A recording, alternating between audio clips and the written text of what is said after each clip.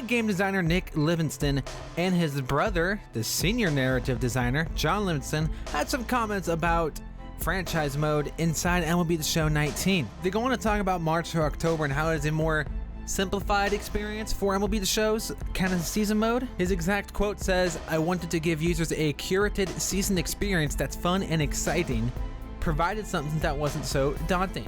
He pretty much said that the most standard franchise experience in MLB with 162 games will just take too long, and the only way to really have it go faster is by simulating, and he believes that that takes control away from the player. He goes on to say, "I wanted to put the control totally in the player's hands, where the player is going to decide the outcome of the season, and this is where March to October comes from." He's essentially saying that the average user doesn't play all 162 games. It just takes way too long. So the goal with March to October was to kind of speed up the process.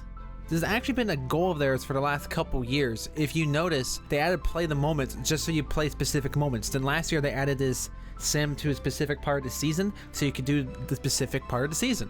Overall, it was just a way to make everything faster in franchise mode. He then brings up where the community is kind of not seeing eye to eye with them. He goes on to say, "I see a lot of discussions back and forth, feeling like we're money motivated, and we're not. We're not at all, and it's not a consideration. The majority of our design team this year was dedicated to offline features, and it's not even close.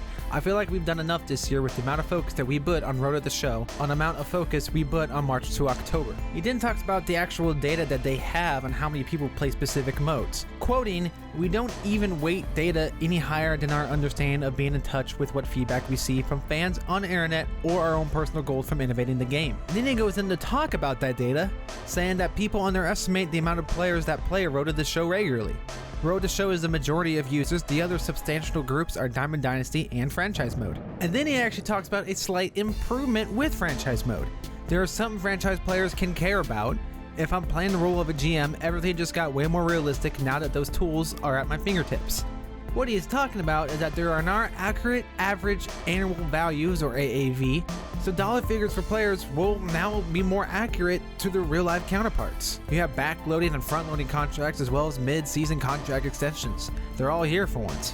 He also talks briefly about the future of the series. It sounds like what they want to do is make each and every game mode inside of MLB The Show kind of correspond with one another. The way I picture it is kind of like a CCM, but on a broader scale. So anything that you do in Play Now can supply crossovers to franchise mode, and stuff that happens in franchise mode can go over to Road to Show, and stuff that happens to Road to Show can go over to Diamond Dynasty, and so forth. The only things I can really think of besides CCM that kind of is like this would probably be virtual currency, as you can earn virtual currency anywhere in NBA 2K and then use it on about anything. And personally, I don't have an issue with that as long as they don't get greedy with microtransactions. Now, there really isn't any reason for you to buy anything in franchise mode. I suppose you could buy a sponsor, but there's not really much point to that. In Road to Show, there is almost none, but there is a slight microtransaction system there. You can't buy attributes, as everyone knows, but you can boost your attributes with equipment such as bats, gloves, shoes, and a lucky item.